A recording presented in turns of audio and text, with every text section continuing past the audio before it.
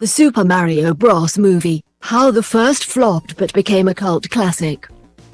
Mario returns to cinemas this year for his first animated adventure in the Super Mario Bros.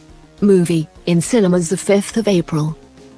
Chris Pratt will voice the coin-loving plumber, with Charlie Day as his brother Luigi. Meanwhile, a host of big names round out a star-studded cast, including Anya Taylor-Joy as Princess Peach, Jack Black as Big Bad Bowser, and Seth Rogen as pop culture's only tie-wearing great ape, Donkey Kong. With an early trailer promising to invite viewers into a colorful adventure that remains faithful to its video game source material. The Super Mario Bros. Movie looks set to become a surefire hit. However, it isn't Mario's first foray into cinema screens. Released in 1993, Super Mario Bros. Was directed by British filmmaking duo Rocky Morton and Annabel Jankel. The pair had found early success by co-creating 1980s digital showbiz character Max Headroom and were eagerly looking for the perfect script that would help them transition into becoming major Hollywood movie makers. Meanwhile, Nintendo had been trying to get a movie adaptation of their popular Super Mario Bros. Franchise off the ground for a number of years. After securing the character rights from the company, British filmmaker and producer Roland Joffe commissioned a script from Rain Man screenwriter Barry Morrow.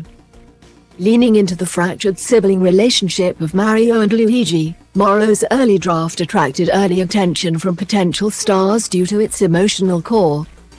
In fact, the film was said to be so similar in style and tone to Morrow's previous work Rain Man that it quickly earned the nickname Rain Man around Hollywood. After stars like Dustin Hoffman and Danny DeVito passed on playing Mario, and filmmakers such as Harold Ramis decided not to helm a film adaptation, producers eventually managed to convince British actor Bob Hoskins to sign on to the project, paving its way to becoming a reality. Eventually, Morrow's script landed on the desk of Morton and Jankel, but the duo felt that its family-focused themes wouldn't work with what they had in mind. Instead, they saw Mario's world as an opportunity to do something different, a blank page on which these technically minded filmmakers with a background in animation could do something visually different. Morton devised a new idea, one that was meta and arguably ahead of its time. In his take on the story, the dinosaurs didn't die when the meteor hit. Instead, they branched off into their own separate parallel universe where they continue to thrive, evolve and look enviously over our world. When a lost meteor shard resurfaces, Manhattan's evil ruler, King Koopa, Dennis Hopper, spies a way to merge these two universes and bring his dino-humans to the forefront of humanity once more. It's here where Brooklyn plumbers Mario, Hoskins, and Luigi, John Leguizamo, come into the story. After they're warped into Manhattan, they must help Princess Daisy, Samantha Mathis, stop King Koopa in his tracks. 1993's Super Mario Bros. Was a flop, but not because of any decision made by its directorial duo. In an attempt to secure more money for the production, the film's producers bagged extra financing from Disney at the 11th hour, but it came with a catch.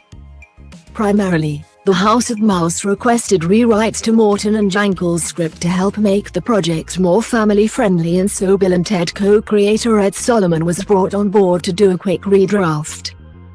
However, when Morton and Jankel received their new script mere hours before they were due to begin their first day of production, it was a completely different beast. This left the filmmakers in a tricky situation. They now had a script that was vastly different to the one their big-name cast had originally signed onto, and Manhattan sets that had been meticulously built but no longer featured within the story. Perhaps more importantly, a key ending sequence was missing that would have helped place all of Morton and Jankel's wild and visually different story into context. Essentially, the original adventure was intended to be the story that ultimately inspired the Super Mario Bros. Video games we all know so well today. After Mario and Luigi have saved Manhattan, there was supposed to be a scene where a pair of Japanese executives approach them, eager to turn their story into a video game. However, due to language issues, Key elements of Mario and Luigi's retelling of their adventure are lost in translation, accidentally inspiring the colorful video game series that became such a hit. Worried that they'd be blacklisted if they left the project so close to their start date, Morton and Jankel decided to power forward as best they could, but the shoot was tense. To make matters worse, when production wrapped, their stars quickly began separating themselves from the project, frequently blaming Morton and Jankel for its many faults. Despite confusing both critics and fans following its release, Morton and Jankel's 1993 Super Mario Bros. Movie has since received a later-in-life cult appreciation. Many fans have become fascinated with the film's bold visual style and the inventiveness of its story, and while some of its faults are impossible to ignore, it has gathered a strong fan base. There's even a fan site dedicated to cataloging any and all information related to the movie and its troubled production and celebrating the lofty goals its filmmakers were trying to achieve. The Super Mario Bros. Movie will be released on Wednesday, the 5th of April. Watch the trailer below.